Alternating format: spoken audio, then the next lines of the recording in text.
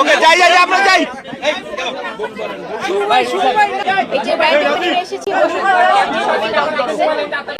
আর এসে যখন দেখছি যে এত গ্যাদারিং খুবই ভালো লাগছে, কারণ সবাই করেই আসলে এখানে আমাকে আর এত গরম কিন্তু গরম চলে যাচ্ছে, তারপরে সব সবাই আমাদের প্রিয় মানুষগুলো এসেছে, খুব ভালো লাগছে। আচ্ছা, সামনে রোজা, রোজার স্মৃতি নিয়ে যদি ছোট্ট করে যদি রোজাতে কোনো স্মৃতি আছে নাকি?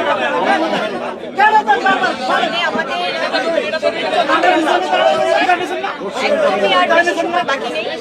আমি সবাইকে সেফ থাকে, সবাই যেন যখনই আমরা সেফের সময় খাওয়া দাওয়া করি বা ইফতারের সময় খাওয়া দাওয়া করি যেন খাওয়া দাওয়াটা মেনটেন করি, কারণ যেহেতু গরমের সময় আমাদের রোজা করছে, বেশি তৈলাক্ত খাবার যেন না খাই। আর রোজার স্মৃতি আসলে অনেক আছে, এই সময়টা তো বলা খুব ডিফিকাল্ট। বাড়ির ছোট্ট করে যদি ছোটবেলা রোজা তখন যখন রোজা তখন যেটা হচ্ছে 3 বেলা খেয়ে আসলে রোজা হতো, যে 3 বার খেলে মা বাবা বলতে আমরা 3 বার যদি খেলে আমরা 3টা রোজা হয়ে যাবে, এই মজাগুলো তো হয়। আর এছাড়াও আমরা যখন শুটিং করি, স্পেশালি আমি শুটিং এর সময় যখন অনেক সময় আছে না আমাদের ঈদ রিলিজ কাজ করে, তখন রোজা রেখেই আসলে শুটিং করা হয়। বাকিটা আসলে অনেক স্মৃতি আছে। আর এখান থেকে আমি বলবো যে রোজার সময়টা যেন অ্যাটলিস্ট সবাই নিজেদেরকে টেক কেয়ার করে ভালো থাকে। আর তাছাড়া যেহেতু আমাদের সবারই একটু কাজের জায়গাটায় প্রেশার থাকে, টেনশন থাকে, পারিবারিক অনেক দায়িত্ব থাকে, কিন্তু রাস্তাঘাটেও যেন সবাই মাথা ঠান্ডা করে একটু চলাফেরা করে। আর কিছু কাউকে আমরা ফেস করি অনেক সময়। আচ্ছা, একটা সম্ভবত আপনি 2 বছর ধরে এই ব্যাপারটা যদি আচ্ছা, আমি এখন কোথায় আছি? বসুন্ধরা কাদের সামনে আছি? জালিদের সাথে জার্নালিস্টের সাথে আছি, জার্নালিস্টের সামনে আছি। ভাইয়া, আমরা বর্তমানে থাকি আসলে, কারণ আমি সবসময় বর্তমানটাকে বেশি প্রায়োরিটি দিই। ভবিষ্যৎ নিয়ে আমরা কেউ কিছু বলতে পারি না, কারণ আমি আপনাদের মানুষ, আমি সবসময় আপনাদের কাছাকাছি থেকেছি, আপনাদের পাশে থেকে আপনাদেরকে ভালোবেসে আপনাদের সাপোর্ট নিয়ে কাজ করেছি। তো সেক্ষেত্রে অনেক রকম অনেক কিছুই আসছে, সেটা আসলে আমি মানে ওই ব্যাপারগুলোতে আমি কি বলবো, কারণ আমার কাছে মনে হচ্ছে বর্তমানটা যেহেতু আপনাদের সাথে আছে সেভাবেই চলতে চাই। আর সামনের ফিউচার ভবিষ্যৎ নিয়ে আসলে তখন যা করবে ওগুলো নিয়ে কথা বলবো। তবে হচ্ছে সিনেমার প্রযোজক বললো যে আপনি নাকি আমাদের কিন্তু নিচ্ছেন এবং কাজ করবেন না, সেটা যাবে না। আপনারা আমার পরিবার, আমার সাংবাদিক ভাই বোনেরা, আমার এই ফিল্ম ইন্ডাস্ট্রি, আমার সমস্ত পরিচালক প্রযোজক সবার প্রতি আমার সেই দায়িত্বশীল ব্যাপারটা আমার আছে এবং আমি রাখতে চাই। তো কোনো কাজকে হ্যাম্পার করে আমি কখনো কিছু করিনি, করবো না, এবং আমি আপনাদেরই মানুষ, আপনাদের আমি আছি এবং থাকবো ইনশাআল্লাহ। আপু রোজা যেহেতু আসছে, তো রোজা আমাদের খাবার একটু পরিবর্তন আছে, নিজেকে ফিট রাখতে আপনি কি ধরনের খাবার গ্রহণ করেন বা দর্শকদের যদি কিছু বলতেন? আমি নিজেকে ফিট রাখতে আসলে খাওয়া দাওয়া তো খুব বেশি মেনটেন যে একদম এটা খাবো না ওটা খাবো না ওরকম করি না। আমি প্রচণ্ড ফুডি, খুব ফুড লাভার, আমি খেতে ভীষণ ভালোবাসি। আর যেটা হয় যে মেনটেনটা আসলে হয় কি, যেহেতু রোজার আমাদের অনেকটা সময় না খেয়ে থাকতে হয়, সেটা আমাদের ইসলামিক একটা পার্ট। যখন আমরা ইফতার করছি বা যখন আমরা রোজার উদ্দেশ্যে সেহরি করছি, আমি একটু আগে বলছিলাম যে পানীয় জাতীয় খাবার, শরবত বা এগুলো যেমন খাই অনেক বেশি বেশি, তার ফলে বডি অনেক বেশি ডিহাইড্রেট হয়ে যায়। আর হয়তো বা এক্সারসাইজ করা বা জিমে যাওয়া এগুলো একটু অফ থাকবে রোজার সময়। তো এটাই। আর আমি দর্শকদের উদ্দেশ্যে বলতে চাই যে আপনারা সুস্থভাবে নিজেদেরকে রাখবেন এবং খাওয়া দাওয়াটা যতটা একদম, আবার যারা অনেক বেশি মেনটেন করে তারা কিন্তু অনেক সময় না খেয়ে আবার রোজাও না খেয়ে রাখা হয়। তো খুব বেশি করলে হবে কি, সবাই অসুস্থ হয়ে যাবে। তো যেটা মেনটেন করা যায় সেটাই আপনারা করবেন।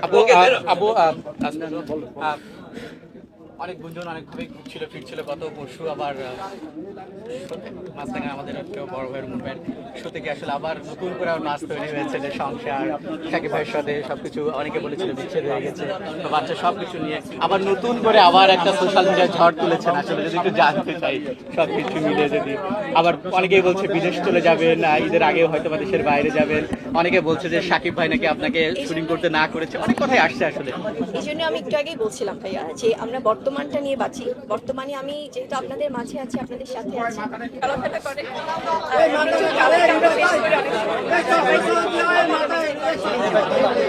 আচ্ছা আপা একটা সম্ভবত একটু নিউজ আসছে আপনি 2 বছর ধরে ব্যাংক এই ব্যাপারটা যদি আচ্ছা আমি এখন কোথায় আছি? বসুন্ধরা আছে কাদের সামনে আছি? জালিদের সাথে আছে জার্নালিস্টের সাথে আছি, জার্নালিস্টের সামনে আছি ভাইয়া। আমরা বর্তমানে থাকি আসলে, কারণ আমি সবসময় বর্তমানটাকে বেশি প্রায়োরিটি দিই। সেটা নিয়ে আমার ভালো সম্পর্ক, সেই সম্পর্ক জায়গা থেকেই আমি সবাইকে নিয়ে কাজ করতে পারি, সবাইকে কাছে পাই, আমি ওদেরকে ভালোবাসা দিই আর সেই ভালোবাসাটা আমি পাই। আর যেটা বলে বিতর্ক, আমি নিশ্চয়ই কিছু একটা হয়েছি, যেমন গুরুজনরা বলে বড় হলে মানুষ কথা বলবে, হয়তো আমি কিছু একটা হয়েছে এর জন্য হয়তো আমাকে নিয়ে আলোচনা বলে না, সমালোচনা বলে, সেটা করবে। সমালোচনার বিষয়টা কি স্পেসিফিকলি বলি অপবিশ্বাস, তাকে নিয়ে বেশি সমালোচনার মুখে পড়তে হয় আপনার, যেহেতু আপনি এখন বুবলিকে নিয়ে কাজ করছেন। তো অপবিশ্বাসের উদ্দেশ্যে আপনার কিছু বলার আছে, আর তার ভক্তদের উদ্দেশ্যে আপনার কিছু বলার আছে? ভক্তদের শুধু বলবো, দুই পক্ষের ভক্তকেই বলবো, কেউ কোনো কিছু না জেনে বা কিছু বলবেন না। আপনাকে এই পক্ষ কিছু দিবে না, ওই পক্ষ কিছু দিবে না। আপনারা অযথা গুজব ছড়াবেন না। আপনার দুই পক্ষকেই বলছি যে সেটা বুবলির পক্ষই হোক আর অপুর পক্ষই হোক, আমি চাইবো যে দুই পক্ষই মিলেমিশে থাকেন, মানে আমরা যেন বকার সম্মুখীন না হই, তাই না? অপবিশ্বাসকে নিয়ে আপনি কি বলবেন? আর অপুকে নিয়ে বলবো, আমি সবসময় বলে থাকি ও ছোট মানুষ, ও ভুল করতেই পারে। ও এখনো বলছি ও ম্যাচুরিটি ওর আসে নাই, ও ভালো থাকুক, সুস্থ থাকুক, আমি সুখের দিন আমি কাটাবো। So, কোনো কাজকে হ্যাম্পার করে আমি কখনো কিছু করিনি, করবো না, এবং আমি আপনাদেরই মানুষ, আপনাদের আমি আছি এবং থাকবো ইনশাআল্লাহ। আপু রোজা যেহেতু আসছে আপু, তো রোজায় আমাদের খাদ্যাভ্যাস একটু পরিবর্তন হচ্ছে, সেক্ষেত্রে নিজেকে ফিট রাখতে আপনি কি ধরনের খাবার গ্রহণ করেন, বা আর দর্শকদের যদি কিছু বলতেন? আমি নিজেকে ফিট রাখতে আসলে খাওয়া দাওয়া তো খুব বেশি মেনটেন, যে একদম এটা খাবো না ওটা খাবো না ওরকম করি না। আমি প্রচন্ড ফুডি, খুব ফুড লাভার। ওগুলো হবে কিন্তু সময়ের সাথে সাথে সবকিছু ক্লিয়ার হয়ে যাবে ইনশাআল্লাহ।